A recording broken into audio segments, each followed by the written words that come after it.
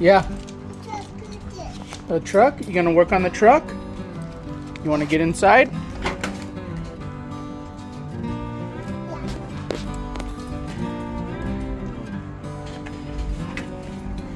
All right. Caleb, is this your new 51 Ford F1 truck? Your new truck? You got some dinner left on your face. All right, are we gonna try to get this thing started? Yeah? It's been sitting for a long time? Yep. All right, this truck has been sitting at least 20 years. We just picked this up over the weekend. Like I said, 1951 Ford F1. It's got the Flathead V8. Pretty much all original. It's kind of cool. I don't know if you saw our short, but we have this tow bar on here. We actually towed it home with that.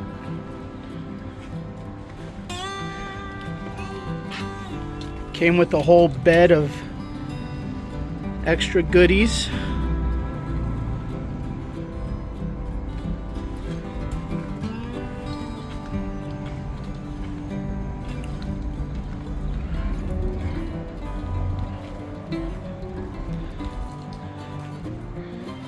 Pretty good, pretty promising. Even the bed wood looks pretty good for the most part. It's got some carburetors and some fuel pumps. Got a few sets of heads, intake manifolds, some water pumps. Even got a generator here, another bell housing.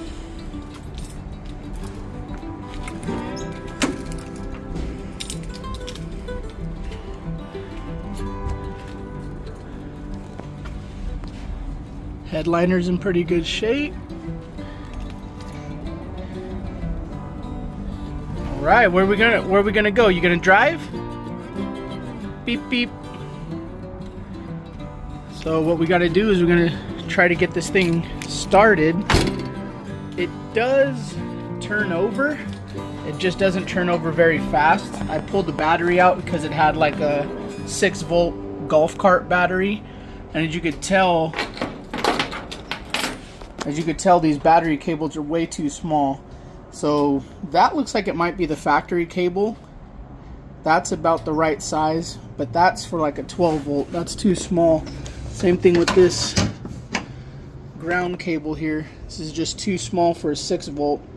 So probably gonna have to make a set of our custom 6 volt double aught cables. But let me grab the battery. I went and got a new battery and see what it does. Daddy? Alright, here's the battery. 6 volt from Napa. 640 CCAs. Vacuumed out the battery tray real quick because it was all rusty in there. So I don't have high expectations with these cables, but we'll give it a shot. I got stuff coming tomorrow to make the new cables. Oh, you know what? I think this is these are positive ground. I'm doing this backwards. That's probably why that terminal was so small, because it used to be on the negative side of the battery. That's the thing about the negative grounds, they kind of throw you off a little bit. Or the positive ground.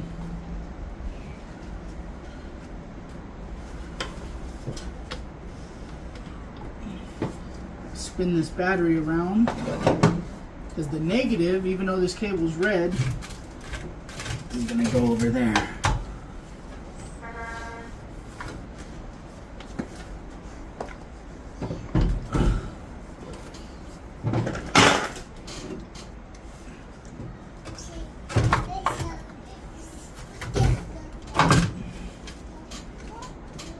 Hey, look at that. Now it fits. Go figure. So yeah, we picked this up over the weekend from a guy in town.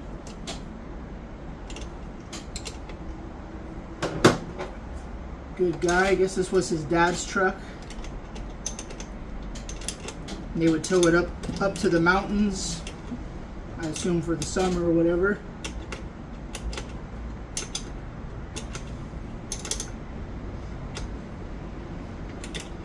Pretty sure he said it was running when it was parked,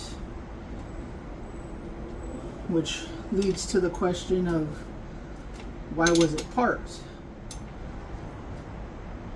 And that he was trying to get it started but could never, I assume he could never get it cranked over fast enough to get some spark, probably because of these thin cables. Alright, cool thing about the starter solenoid, it has a button on the bottom. See that? It's cranking over real slow. So I think the best thing to do too is probably to pull the spark plugs and put some oil down in the cylinders just to help lube it up. But I'm thinking our problem is going to be these battery cables. Just going to pull the plugs out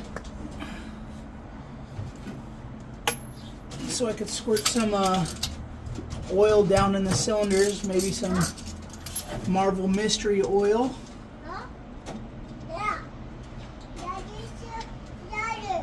Spark plugs though, they've never even been ran. What? Try to keep the plug wires in some kind of order. I got a shop manual coming tomorrow, but I'm sure if they do get mixed up, it's nothing Google can't fix. Other than just being dirty and some cobwebs, it's actually pretty clean in here. I'm not sure. There's some stuff in here I don't have a clue what it is. This is like some kind of vacuum. Coffee can, vacuum, something, maybe for vacuum wipers, maybe? Maybe it's like a reserve tank for vacuum. I don't know. But the plugs in here, Autolite 216s. Like I said, they haven't even been ran yet. Probably check the gaps. They look kind of tight. I think the gap should be maybe a little bigger than that. These are looking like they might be set at like 30 thousandths. Alright, so I just got my nifty little oil squirter and with some Marvel Mystery Oil. I got it mixed about 50-50 with some like 1030 motor oil. Just gonna squirt a few squirts in each hole and then we'll crank it over just to make sure that the rings got some lubrication before we go too crazy.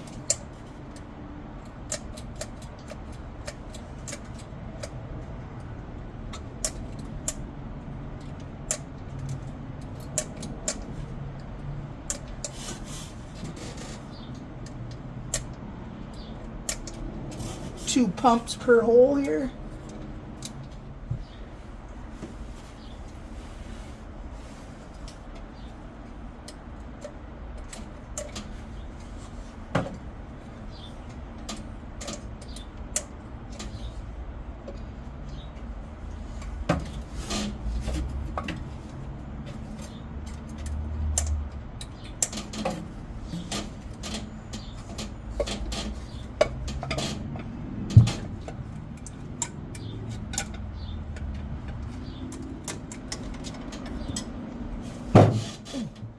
Careful with these big fat fenders. You lean on them, they dent. Just grab the fan and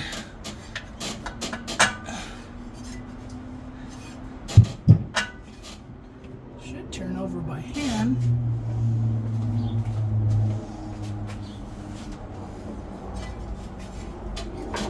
Unless the belts are too loose.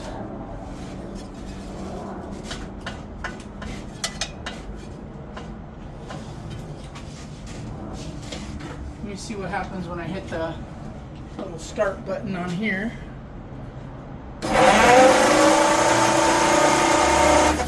Cranks over pretty good with the plugs out.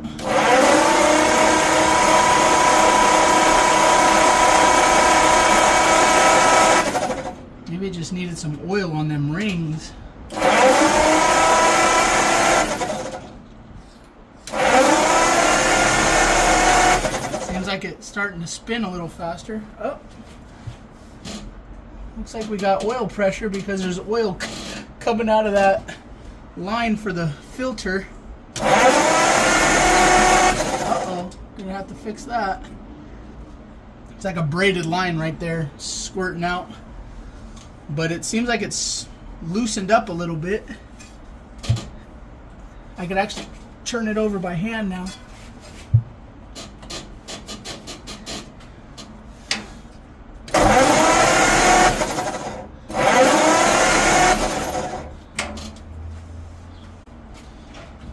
I need to fabricate some hose. I don't know what this is. Oil pressure switch maybe? Runs up into the cab. That's gonna make a mess.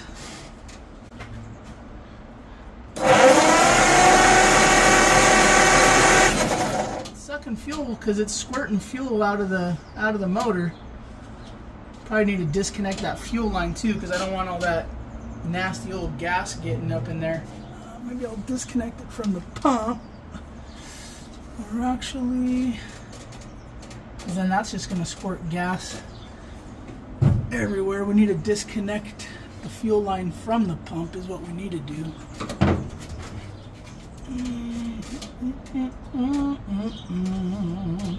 Daddy, help you. You help me? Yeah. Trying to get to this fuel line down here so I can unscrew it. It's like a 1/2 inch. What size is this guy? 9/16.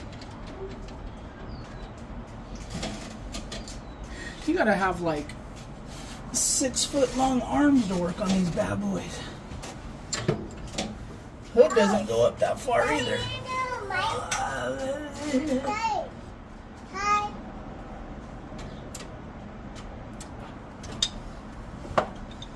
Alright, got that disconnected.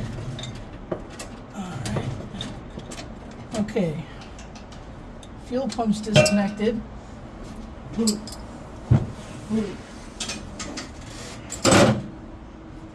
Bonito yo, ya te dio risa, ya te dio risa, ya te dio risa, bonito chulo. Dime, no me toques. He said, huh? Your turn? Okay, let's see. What can we do? Because this is like, I can't just put a fitting on this. I have to get a fitting for the hose. What can we do temporarily? Maybe some electrical tape? Daddy, Dad, here, Dad. Okay, hold on, son. Dad, want it?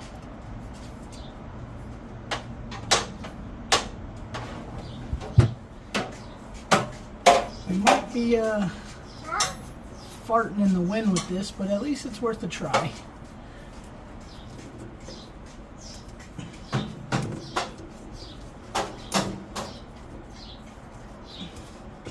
Never know. Might be one of those temporary fixes that lasts 5 years. You know, they say nothing more permanent like a temporary solution. Daddy, my turn. Okay, my turn. Let's see. Let's push the button again. Huh?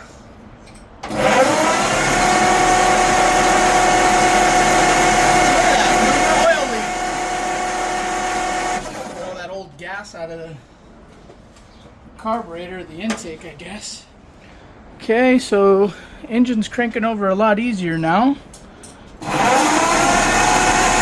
Blowing a bunch of old gas out.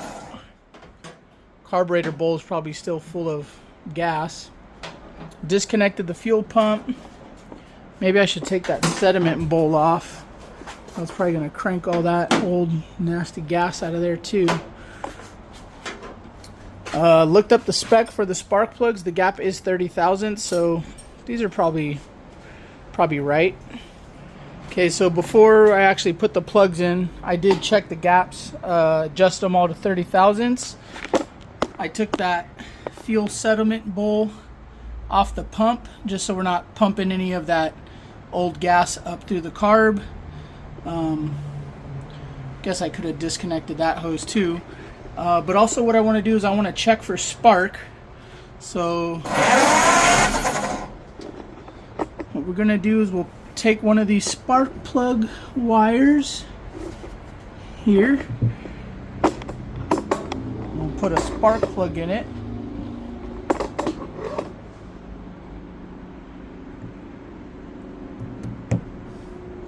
Okay, and then we need to ground that out to something. Probably right there. And then we're going to need to turn the ignition on.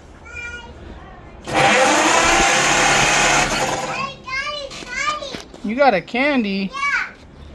Alright, so we're not getting any spark when we ground out the spark plug. I'll go ahead and try to pop this distributor cap off.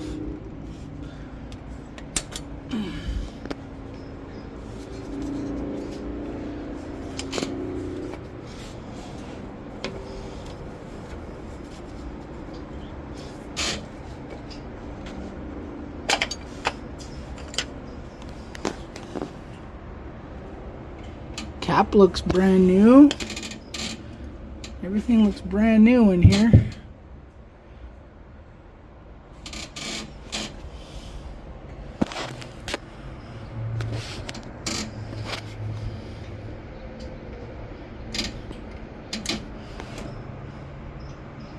See what happens when we crank it over. Okay, well, at least the distributor's turning. That's good.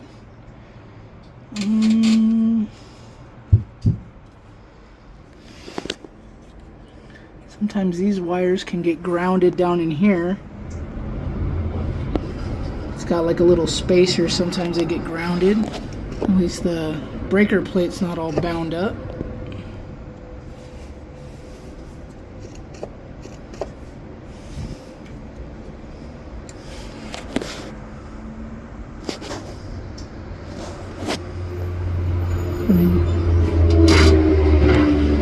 Using this as a magnifying glass here.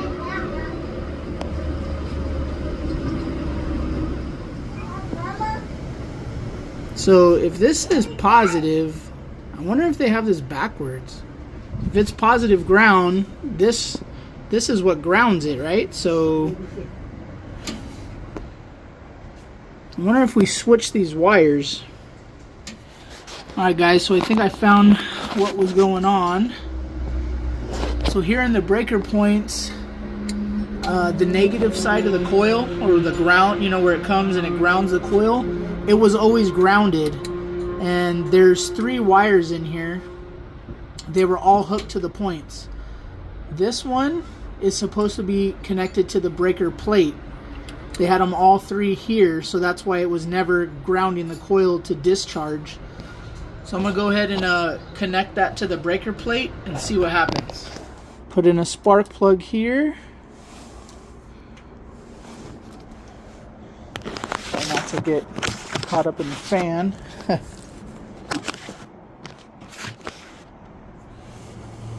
Alright, let's see. We'll ground that spark plug, ignition on.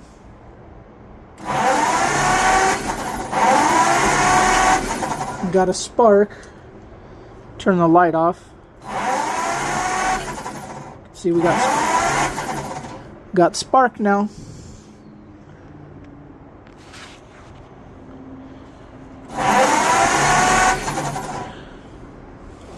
Alright, so now what we got to do is put the plugs back on, put the distributor cap, and see if it'll light off.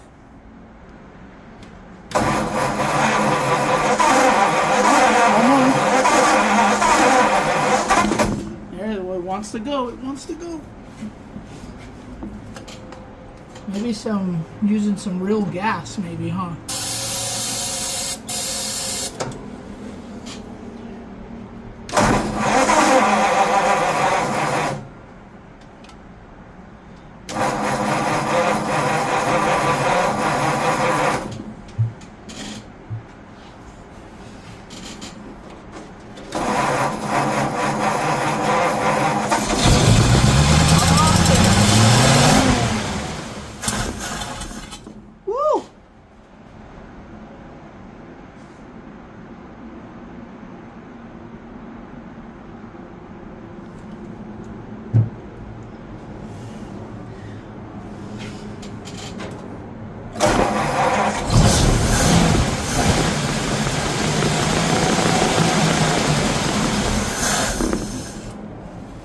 sounds good.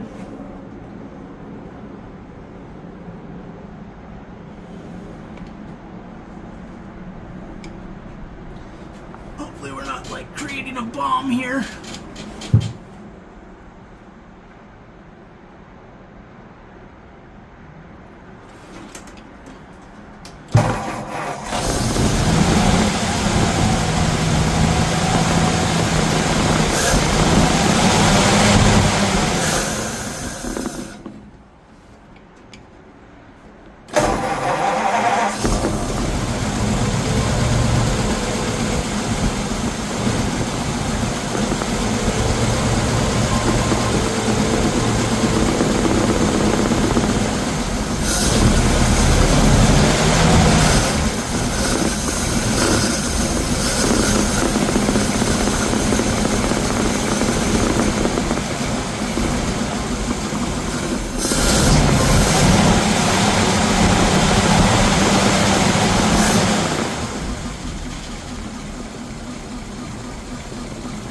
It's actually idling.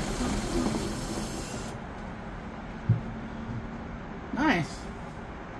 Yeah, we gotta do something about that oil leak before we make a giant mess. Too late. Alright guys, well, it runs. Check in for the next episode. I don't even know, I'm excited. I'm excited this thing runs, that it sounds good. So yeah. See you in the next one.